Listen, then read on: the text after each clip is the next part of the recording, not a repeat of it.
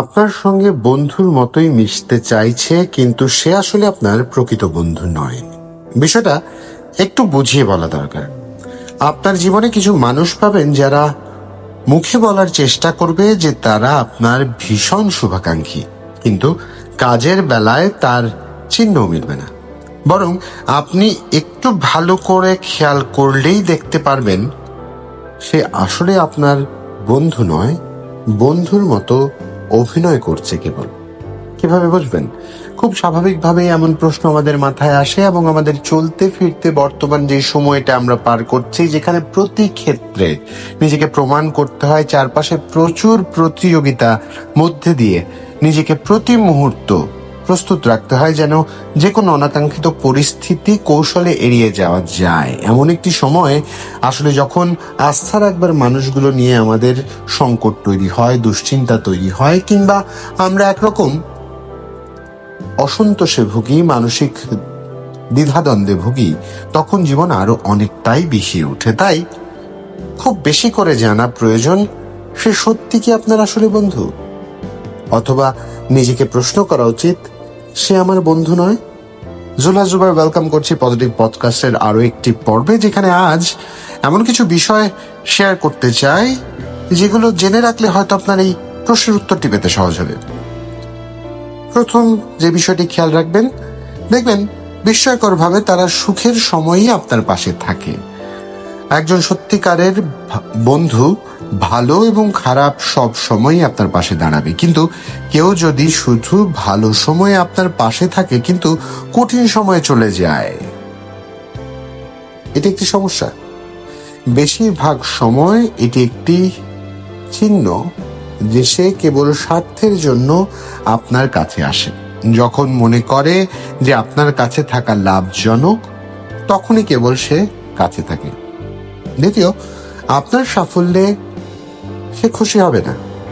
একজন সত্যিকারের বন্ধু আপনার কৃতিত্ব উদযাপন করতে পেরে খুশি হবে। যদি সে আপনার সাফল্যকে ছোট করে, কটু মন্তব্য করে বা ঈর্ষান্বিত হয়, তাহলে তার উদ্দেশ্য আরেকবার ভেবে দেখাটা জরুরি।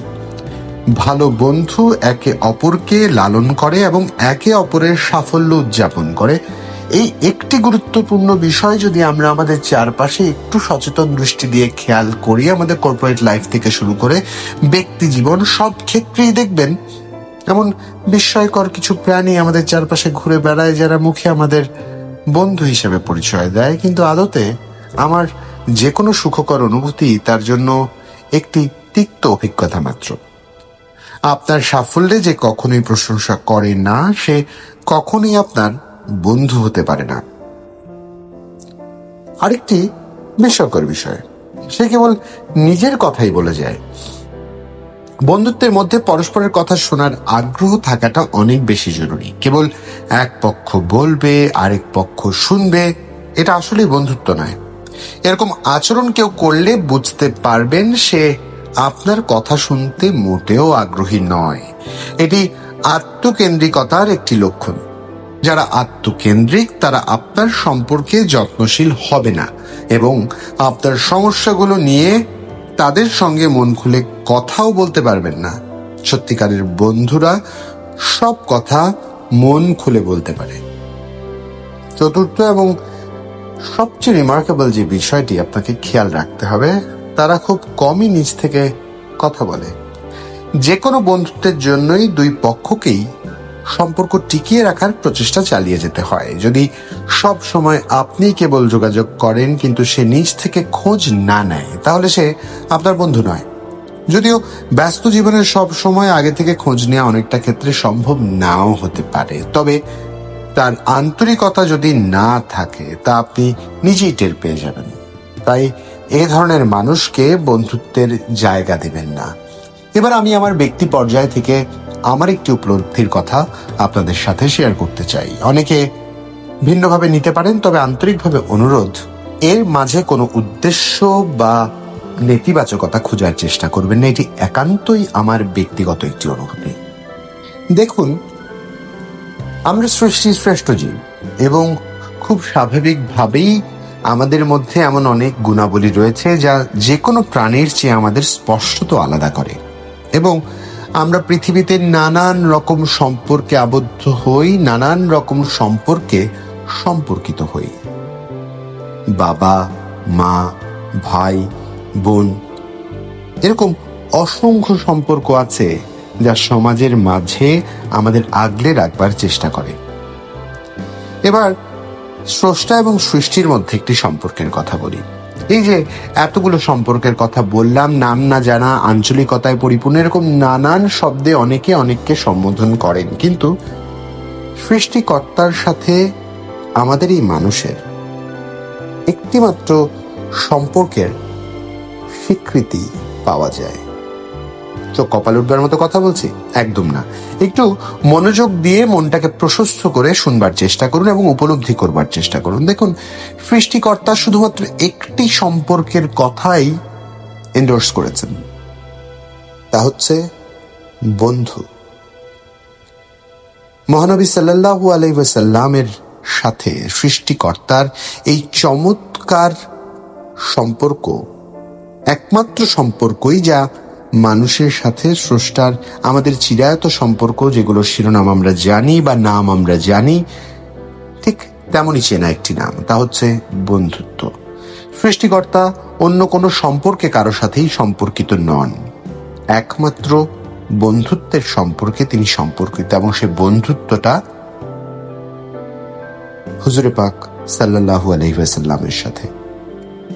তাই এই বিষয়টি গুরুত্ব সহকারে আমাদের প্রত্যেকের বিবেচনা করা উচিত। বন্ধুত্ব শুধুমাত্র একটি সম্পর্ক নয়, বন্ধুত্ব সম্পর্কের ঊর্ধ্বে সততা, নিষ্ঠা, পরোপকারিতা এবং দায়িত্বশীলতার এক বিশাল বহিঃপ্রকাশ। হয়তো বন্ধু বলে হাসি তামাশা করে জীবনে পাশে প্রচুর মানুষ আমরা পাই, কিন্তু প্রচুর মানুষকে আমরা হয়তো মাঝে মাঝে বন্ধু বলে পরিচয় করিয়ে দেই। কিন্তু এই একটা জায়গায় আমি ব্যক্তিগতভাবে খুব সচেতন, যেহেতু স্বয়ং আল্লাহ এই একটি সম্পর্কে এন্ডোর্সমেন্ট দিয়েছেন, মানুষের সাথে সম্পর্কে সম্পর্কিত তিনি হয়ে ঘোষণা করেছেন। তাই এই একটা জায়গায় আমি কাউকে বন্ধু বলবার ব্যাপারে খুব সচেতন। হ্যাঁ, আমার পরিচিত জন অনেকেই রয়েছে, আমার চেনা জানা প্রচুর মানুষ রয়েছে, তবে সবাই আমার বন্ধু নন। বন্ধু সেই যার সাথে আমার কোনো স্বার্থ নেই, বন্ধু সেই যার কাছ থেকে আমার প্রতিপ্রাপ্তির কোনো প্রত্যাশা নেই, বন্ধু সেই যার কাছে আমি কোনো উদ্দেশ্য নিয়ে যাই না। আমার স্বতঃস্ফূর্ততার একটি জায়গা, আমার নিজেকে উজাড় করে মেশার একটি জায়গা, আমার স্বচ্ছতার একটি জায়গা। তাই কাকে বন্ধু বলছেন, কাকে বন্ধু হিসাবে পরিচয় করিয়ে দিচ্ছেন, এই বিষয়টায় আপনি যদি আন্তরিকভাবে চিন্তা করে দেখেন, হয়তো কিছু ক্ষেত্রে আরো বেশি সচেতন হওয়ার প্রয়োজনীয়তা আপনি উপলব্ধি করবেন। এটা একান্তই আমার ব্যক্তিগত বিষয়, এটা দ্বারা কেউ প্রভাবিত হবেন কিংবা কেউ প্রভাবিত হোক এমন কোনো উদ্দেশ্য থেকে বলিনি। অনেকেই আমাকে এই প্রশ্নটা করেছেন।